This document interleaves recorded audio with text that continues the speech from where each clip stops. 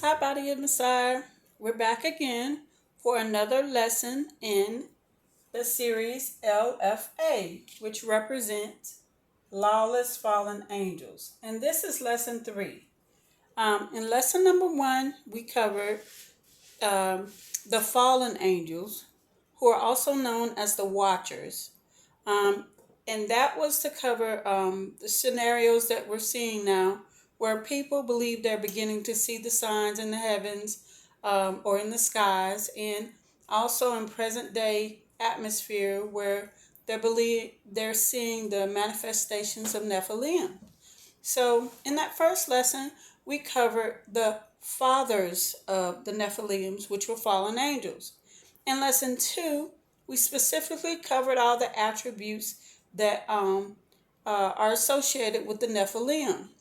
The Nephilim are the product of fallen angels who had relations with the daughters of man, and they produced these huge, enormous giants, which are known as the Nephilim.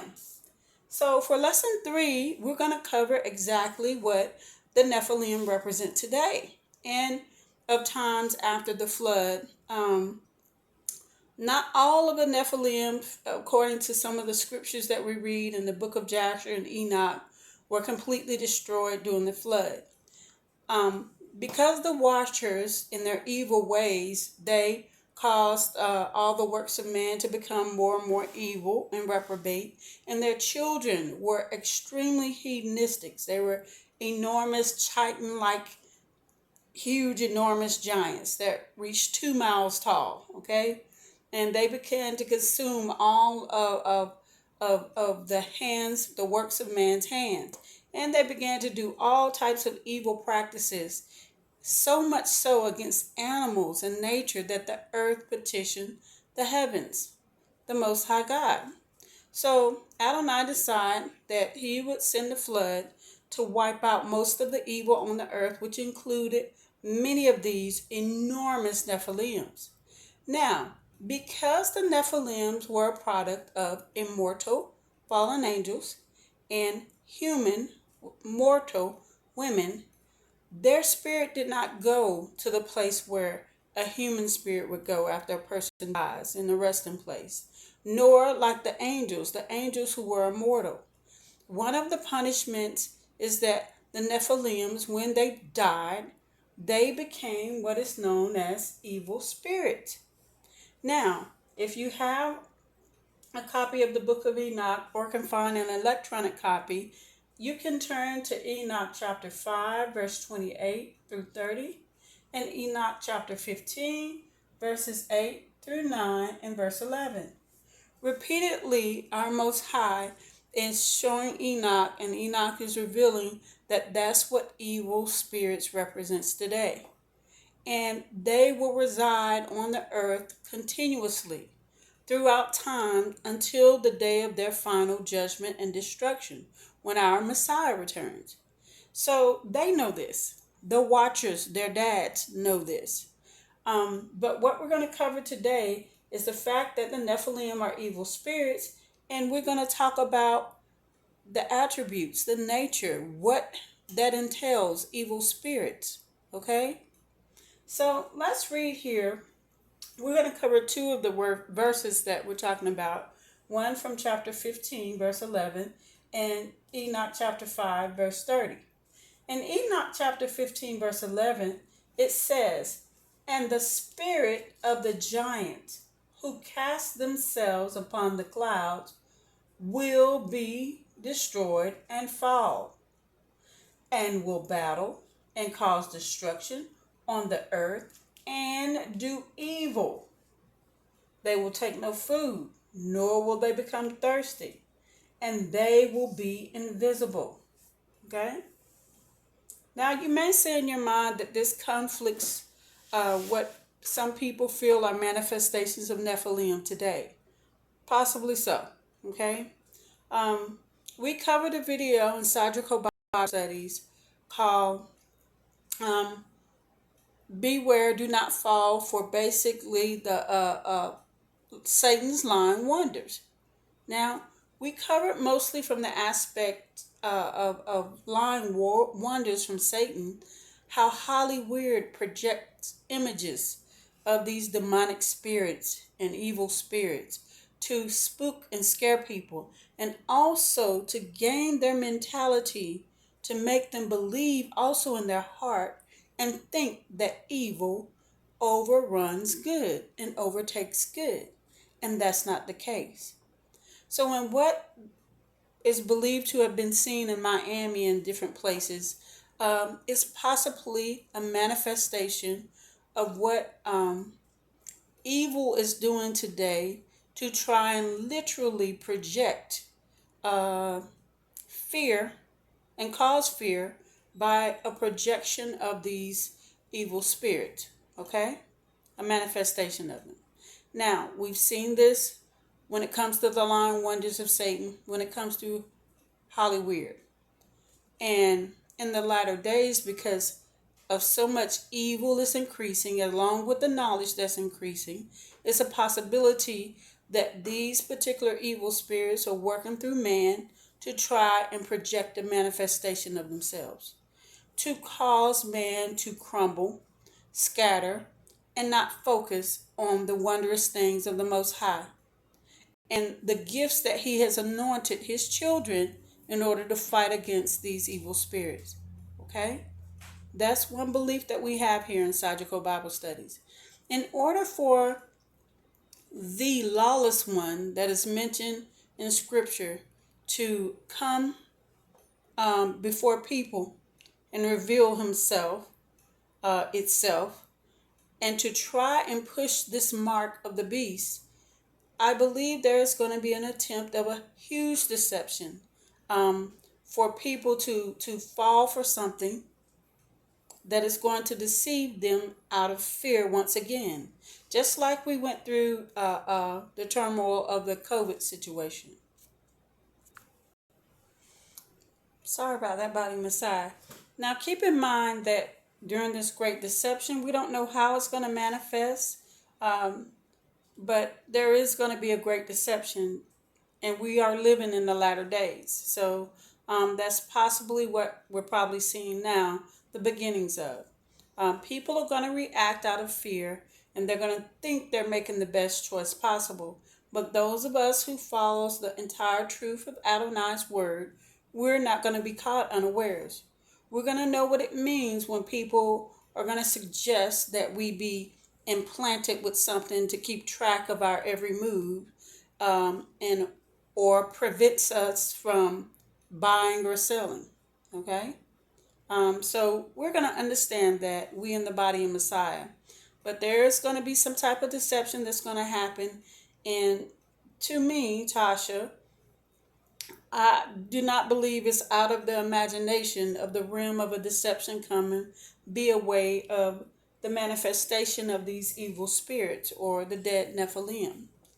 Now, as you'll see in Enoch chapter 5, verse 30, it says, "And the spirits of the giants afflict, oppress, destroy, attack, do battle, and work destruction on the earth, and cause trouble.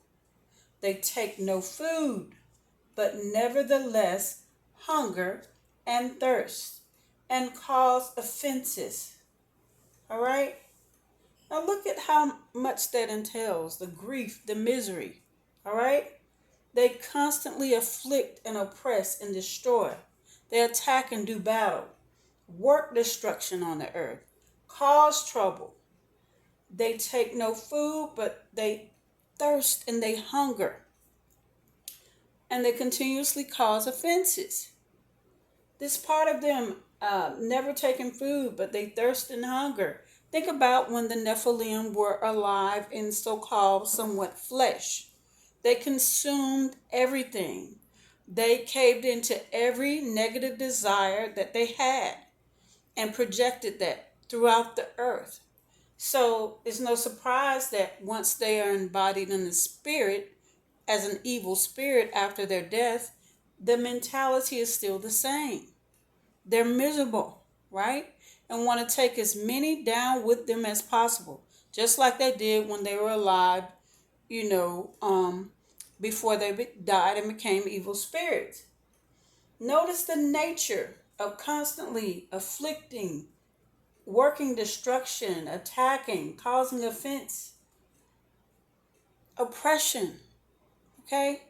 Think about this body, Messiah. All of these things that they are capable of and have done and continue to do, is not a far cry of where it came from. Okay? Where does their destructive nature come from? And if we read Enoch chapter 5, verse 33 through 34, and Enoch chapter 16, verse 3 through 4, we know that the watchers, their dads, their fathers, knew illegitimate and worthless mysteries.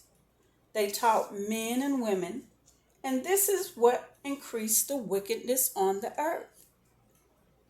Adonai having to wipe out most of the population due to the flood was to remove, as it says in Genesis, every thought of man which was evil. And so he was trying to give us a new start.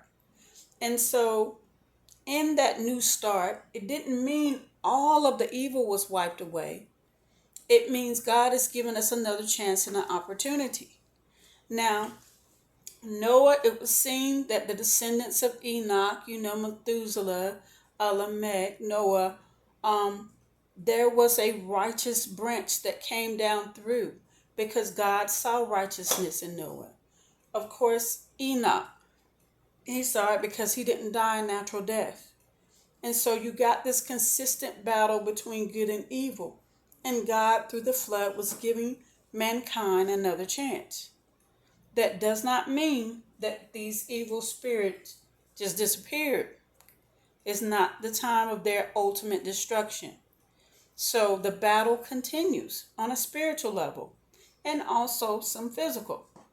As we look throughout history, we can link the works of evilness that came from the occultic practices that the watchers taught men. And as God called them, they're worthless mysteries. Worthless. All these so-called mysteries that the watchers have taught men and women are of no effect to enhance mankind, nor to bring them closer to the Most High. It is to cause utter destruction. Destruction of man against man, affliction, offense, attacks, and battle. Okay, Body Messiah? Let's always be clear on that. But not all hope is lost because God has always given us a path and a way out and to battle against these things. All right? Until the evil spirits have their ultimate demise and end and destruction. One of the things that we repeatedly say comes from Ephesians chapter 6. All right? When you look at that, putting on the whole armor of God, we deal with truth. We deal with righteousness, the gospel of peace, faith, salvation, and gifts of the Spirit is our sword from the Ruach of Elohim. We're going to go into great detail about this last one right here, of how we war against evil on a spiritual level. And in some instances, we may have to on a physical level. But the start has to be from hearing from our Heavenly Abba first and putting on the whole armor that He has given us on a spiritual level. Now, Body and Messiah, there's nothing for us to fear. I'm going to attach some videos, and these videos deal with how we battle against things that are not of flesh and blood, against these evil spirits today. And it's going to be videos of particular people who have the gift of prophecy and gifts of healing to help also cast out these evil spirits that have overtaken some people. Now, if you want to get a heads up on how, we're going to proceed in teaching how we can war against these things, you can go back and look at a lesson that's called TBON, lesson 1, and it's TBON lesson 10, the 10 series of TBON, Take Back Our Narrative. And I'm going to attach part 1. And in this, we go over the gifts of the Spirit. And we go over each, as many as possible, in detail. You know, I could find about 21 gifts of the Spirit. And we talk about these briefly in lesson 1 of TBON. In part 1 of TBON lesson 10. I'll attach it. And so from that, it's a link to from part 1 to part 2. When you go to the description of each video, it's a link to the next and the next, okay? God has not left us without a way to battle these things, because we're going to continue this and endure to the end, body of Messiah. But I'm going to give you one easy way that you can try to begin to battle against evil spirits, okay? And for all of these, one big part of it, prayer, fasting, and peace, right? Prayer, fasting, and peace allows you to hold on to and stay grounded, to hold on to the armor of the Most High, right?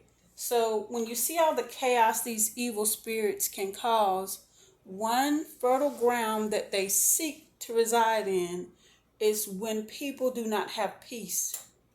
It could be mental peace, spiritual peace, physical peace, but when you do not have peace, that is fertile grounds for these evil spirits to try and overtake you, right? And cause problems and destruction. So through prayer and fasting and continuously seeking the Most High God to give you peace, it helps you to war against this on a level that you don't have to be a biblical genius in order to defeat the enemy as far as your life is concerned, okay? So understand there's nothing to fear. When we attach these videos, do not be fearful of what you're seeing, because this is the way the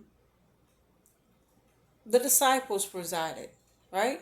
This is how they proceeded when Yeshua gave them, anointed them, and told them to go forth, to cast out demons, to help the poor, the sick, the needy, to heal them. This came from the gifts of the Spirit.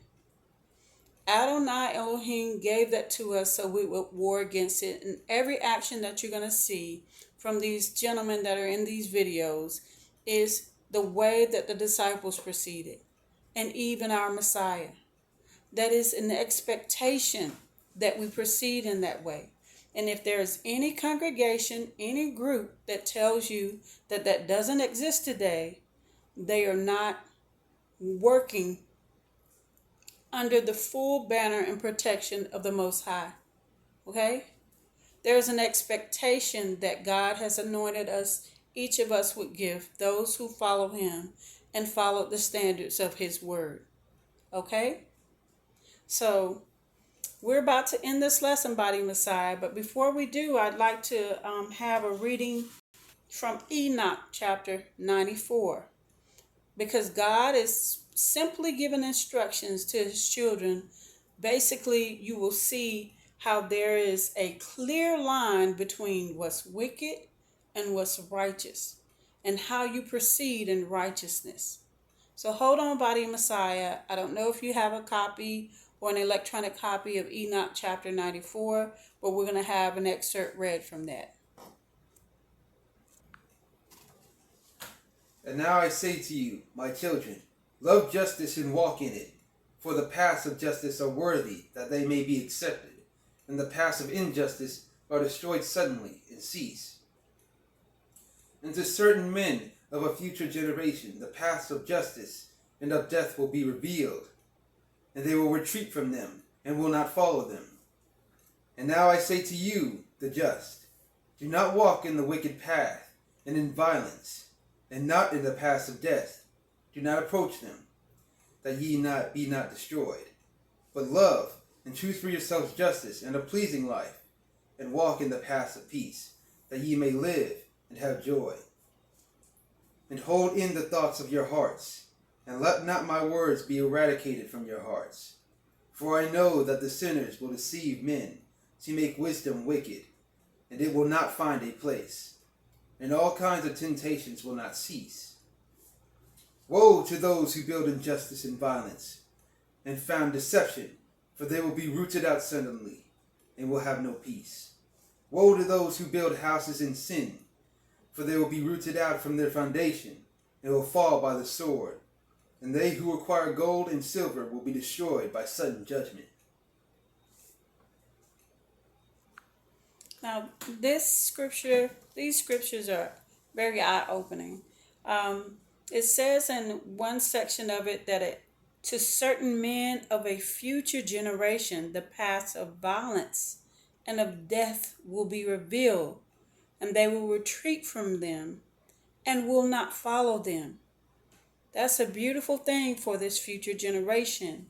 Adonai is saying, my children, love justice and walk in it. Do not walk in the wicked path. He is warning because he knows as time goes on, there will be so much deception. And it says in one portion of Enoch chapter 94, it says, I know that sinners will deceive men to make wisdom wicked, even to make wisdom. The wisdom that we've found and we've encountered, there will be attempts to make it wicked, body of Messiah. But look, Adonai says to us, his children, but love and choose for yourselves justice and a pleasing life, and walk in the path of peace, that ye may live and have joy. Everyone seeks and would like to have peace and joy. These things are fertile grounds for you to attain the gifts of the Spirit, the gifts that Adonai will bestow upon us in order to fight against the evil works of these evil spirits.